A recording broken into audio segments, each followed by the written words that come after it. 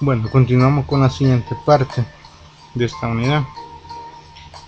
En esta ocasión vamos a ver algo sobre una aplicación práctica de la contabilidad de costos de acuerdo a nuestra normativa técnica. En este caso estaremos hablando acerca de la sección número 13 de la NIC para PYME. La sección 13 menciona lo siguiente: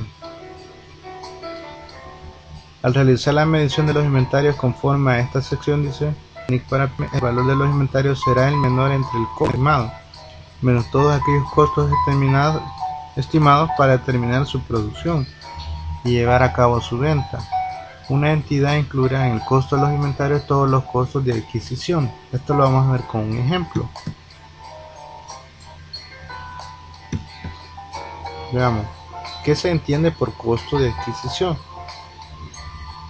Dice que los costos de adquisición de los inventarios comprenderán el precio de la compra, los aranceles de importación y todos aquellos otros impuestos que no sean recuperables posteriormente de las autoridades fiscales.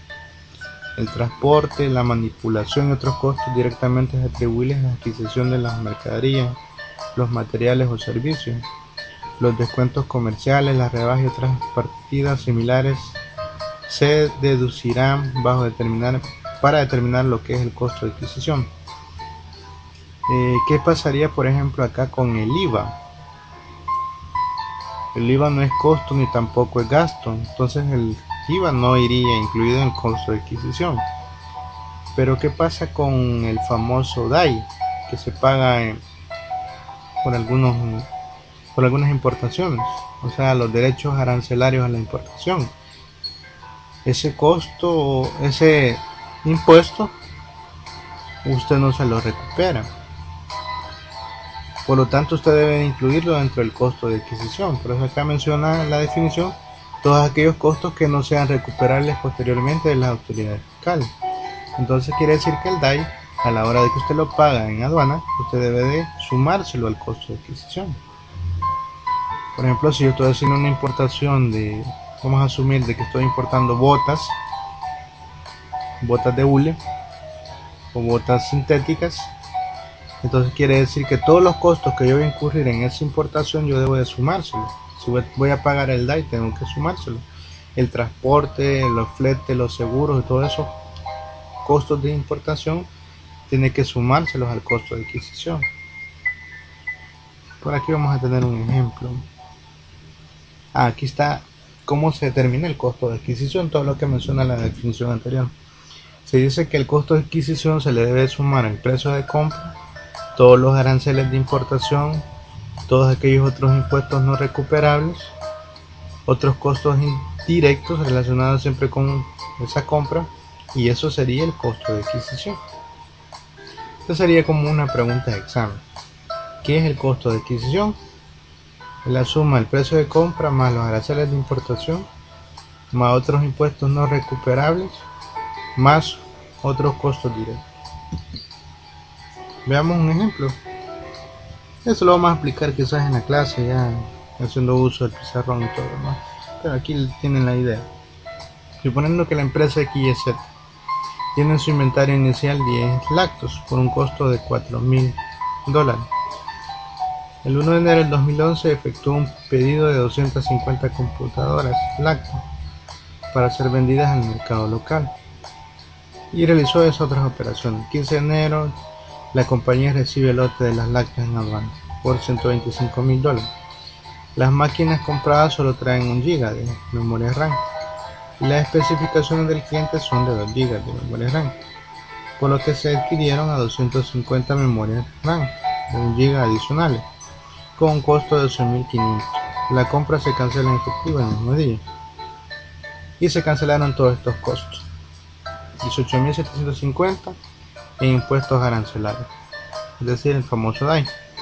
Además se canceló en aduana $250 relacionados con el pago que se le hace a la gente aduanal.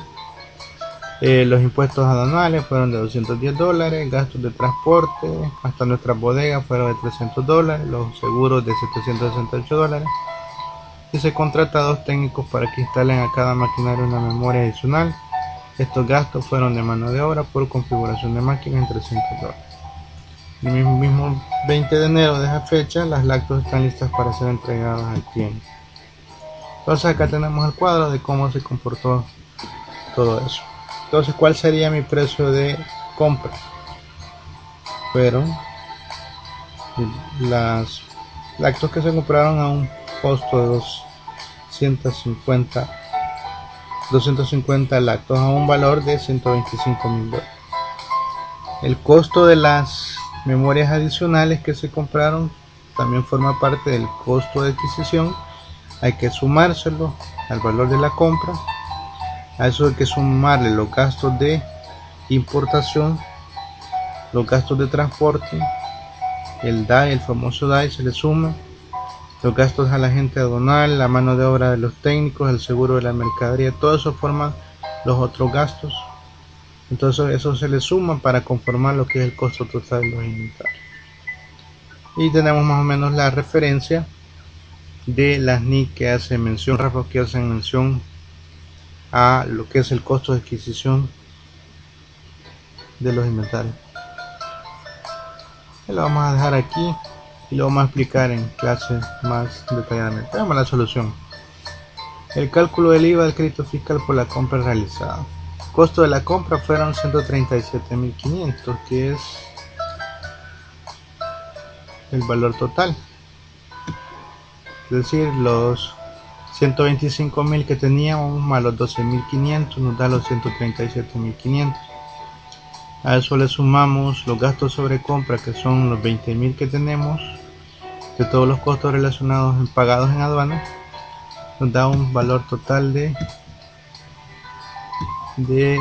157.978. Ese sería el total de la compra.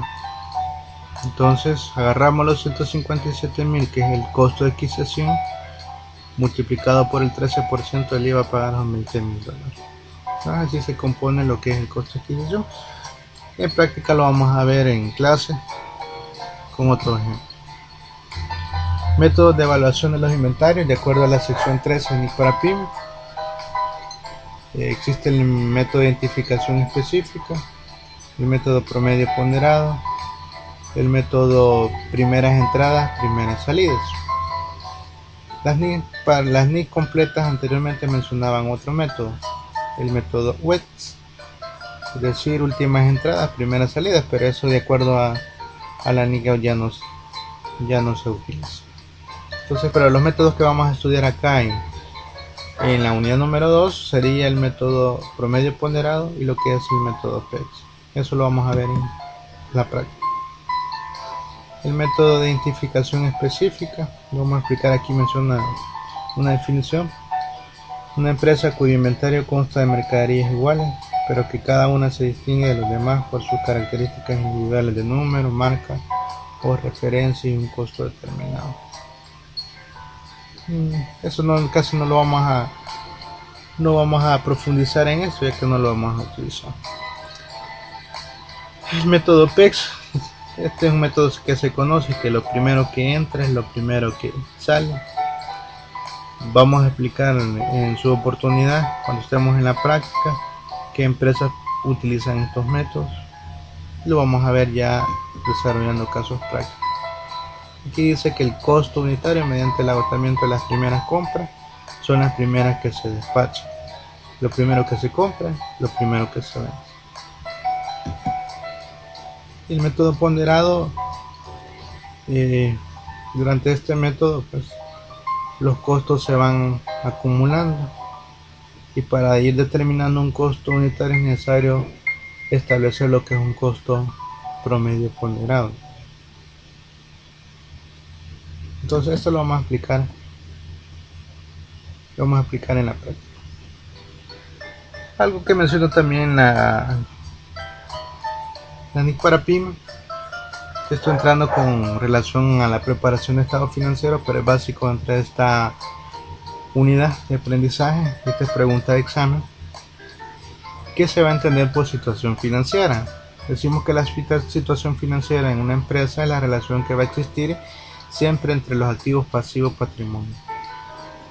Aquí siempre se me confunden y se confunden con el término situación financiera, lo confunden con situación económica y no es lo mismo, porque ya les voy a explicar en qué consiste la situación económica. Esto es algo que ustedes ya lo vieron en contabilidad financiera 1, pero lo vamos a volver a explicar. ¿Qué sería un activo? De acuerdo a la ANIC para PYME, es un recurso controlado por la entidad como resultado de sucesos pasados, el que la empresa o la entidad espera obtener en el futuro un beneficio económico. Ejemplo, el dinero, los inventarios, las cuentas por cobrar, la propiedad, planta y equipo, eso es un activo. Un pasivo es una obligación de la entidad surgida a raíz de sucesos pasados, al vencimiento de la cual, y para cancelarla, la entidad espera desprenderse de recursos que incorporan beneficios económicos. Ejemplo, un préstamo a corto o mediano plazo, que son los pagos a proveedores, acreedores, eso sería un pasivo. Y el patrimonio es la parte residual de los activos menos los pasivos, o es decir, la parte residual de todos mis recursos menos mis obligaciones. Entonces eso sería lo que es la situación financiera. Y la situación económica está relacionada con los ingresos y los gastos. Es decir, que la relación que existe entre mis ingresos y gastos, eso es lo que se conoce como situación económica. Es decir, que mayor ingresos, mejor utilidad. Si los gastos son mayores que los ingresos, entonces le va a generar pérdida. ¿Qué son los ingresos? Son los incrementos en los beneficios económicos producidos a lo largo del periodo contable en forma de entradas o incremento del valor de los activos, o bien como decremento de las obligaciones que dan como resultado aumento del patrimonio neto, y no están relacionados con la aportación de los propietarios. Es decir, que si yo vendo más y si yo vendo al crédito, quiere decir que por el lado de los activos me va a incrementar las cuentas por cobrar. Y si yo vendo y media vez yo recupere esa cuenta por cobrar, quiere decir que no voy a incurrir en lo que son pasivos. Por lo tanto, mis obligaciones se van a disminuir. ¿Y qué serían los gastos? Son lo contrario, son los decrementos en los beneficios económicos. A mayores gastos, menores utilidad, y por lo tanto esa utilidad si se disminuye le afecta a lo que es el patrimonio. Entonces eso sería lo que es la diferencia entre situación financiera y económica. La contabilidad tiene sus características y aquí menciono algunas. Para preparar su estado financiero existen características cualitativas. Esto ya me imagino que se les explicó en su momento en contabilidad financiera 1. Pero vamos a ver qué dice la sección número 2. Ella menciona acá lo siguiente, que dice que dentro de las características está, por ejemplo, la comprensibilidad. Es decir, que los estados financieros deben de ser comprensibles para los múltiples usuarios. Ya explicamos cuáles son esos usuarios. Entonces quiere decir que sea comprensible, quiere decir que cualquiera que vea un estado financiero lo entienda, sepa qué es lo que hay dentro de ese estado financiero. Relevancia. Para que un estado financiero sea relevante, quiere decir que debe de incluir toda esta información que sirva para tomar decisiones. ¿Se imaginan dentro de un estado financiero poner, por ejemplo, que en caja chica le faltó, por ejemplo, $10 o $1, una cuenta por cobrar de $1 dentro de un balance, pero su balance refleja un total de $10 millones? ¿Creen ustedes que va a ser relevante $1 entre 10 millones? No es relevante. Entonces usted debe posicionar o debe poner dentro del estado financiero toda la información que sea de mucha relevancia. Importancia relativa.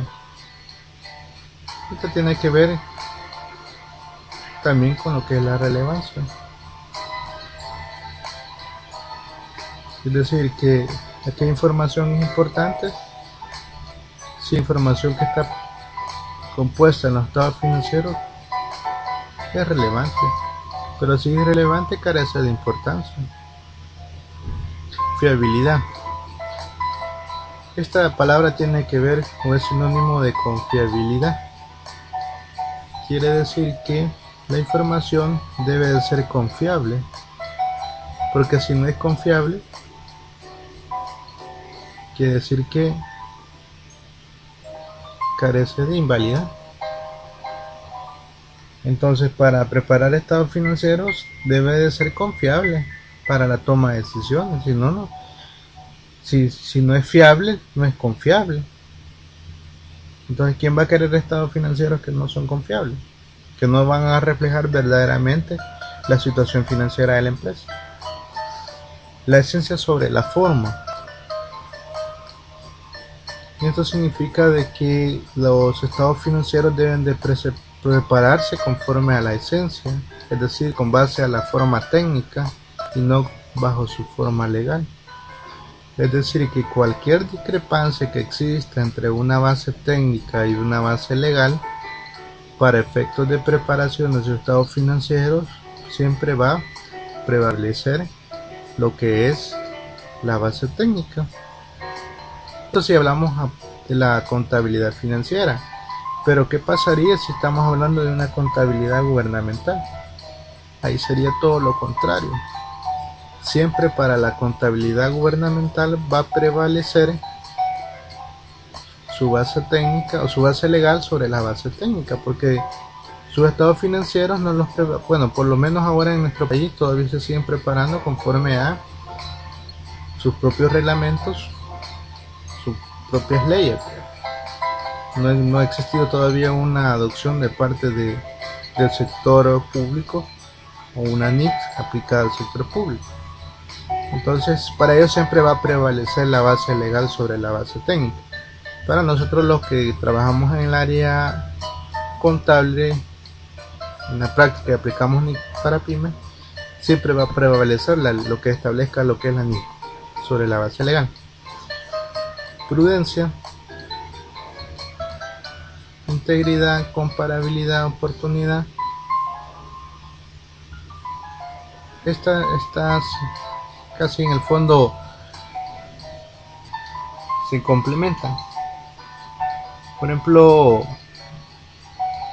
la información debe de ser íntegra, es decir, que debe de prepararse y debe de conformarse en su forma completa. Porque cuando estamos hablando, acuérdense que estamos hablando de un juego completo de estado financiero, estamos hablando de un juego completo: balance, estado de resultados, estado de cambio del patrimonio, estado de flujo efectivo y las notas que acompañan. Entonces la información debe de cumplir con esa integridad. Que la información sea comparable o que exista la característica de la comparabilidad, significa de que la información la pueda comparar entre periodos. Es decir, que yo la puedo comparar de un año hacia otro, de un mes puedo compararlo hacia otro. Entonces esa es la comparabilidad. Y la oportunidad es que la información esté en el momento que se necesita. Es decir, que si a mí me están pidiendo estados financieros para ese día, pero si yo no los tengo, si yo el día de mañana presento los estados financieros, quiere decir que para el día de mañana esa información ya carece de oportuno, porque no estaba en el momento que se me solicitó. Entonces la información debe ser oportuna si está en el momento, si está disponible para tomar una decisión. Y equilibrio entre costo y beneficio, que eso lo vamos a ver ya en la práctica. Principios generales de reconocimiento y medición. El requerimiento de la medición de un activo de acuerdo a la norma internacional del NIC se basa en principios generales que se derivan del marco conceptual para la presentación de los estados financieros según el YES-BIL y las NIC completas. No vamos a mencionar mucho, pero vamos a explicar esto. ¿Cuándo se va a reconocer un activo? Se dice que un activo se reconoce, o para ser reconocidos e incorporados en los estados financieros deben de cumplir con la definición de activo y deben satisfacer los siguientes criterios. que tenga probabilidad de que le va a generar un beneficio económico. El grado de incertidumbre con los beneficios llegarán a la empresa y que tenga un costo o valor razonable que pueda ser medido con fiabilidad, o sea, que los costos o valor de los activos puedan medirse fiablemente sin costo o esfuerzo desproporcionado. Es decir, si yo voy a comprar un vehículo para mi empresa, quiere decir que ese vehículo lo voy a poner a producirlo y al final me va a generar un beneficio económico. Pero suponiendo que yo soy empresario, pero el vehículo no lo quiero para la empresa, sino que lo quiero para que mi familia ande en el vehículo, ¿creen ustedes que ese vehículo al final le va a generar un beneficio? Probablemente que no. Entonces, ese vehículo carece de la definición de reconocimiento de activos, porque al probarlo, probablemente el carro no le va a generar ningún beneficio económico, porque va a ser uso para uso personal, valga la redundancia. Entonces, por esa razón, no caería en la definición de lo que es activo. ¿Qué sería la medición de los activos? Para que una partida pueda ser reconocida debe poseer un costo o valor que pueda medirse fiablemente o confiablemente. La medición es el proceso de determinar las cantidades monetarias en las que una entidad mide sus activos en su estado financiero.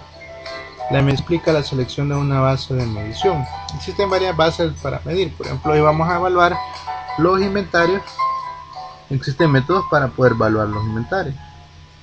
Y el evaluar los inventarios quiere decir que usted puede establecer en unidades, en moneda monetaria, ¿verdad?, lo que es su valor específico. O por ejemplo, un pasivo, usted puede, bajo ciertos métodos, usted puede evaluar lo que es sus pasivos. O los activos, en la parte del activo fijo también usted los puede medir, los puede evaluar. Entonces, debe existir una base de medición. Bueno, eso es lo más básico de esta unidad. Por supuesto, temas que vamos a ir abordando en camino. Por ahora eso sería como lo más básico. Estaremos explicando 3 cosas que no están, porque en el camino van a ir surgiendo nuevas ideas. Bueno, entonces los dejo hasta acá. Espero de que les sirva para estudiar para su examen. Les pido que también no falten a sus clases, ya que en las clases yo nuevas ideas, o surgen nuevas ideas a raíz de nuevos aportes de compañeros. Entonces, por lo menos hasta ahora eso es lo básico. Nos vemos en las siguientes unidades, en la cual estaremos ya entrándole a la práctica, pero siempre seguimos con este especial de video en línea. Saludos y bendiciones para todos.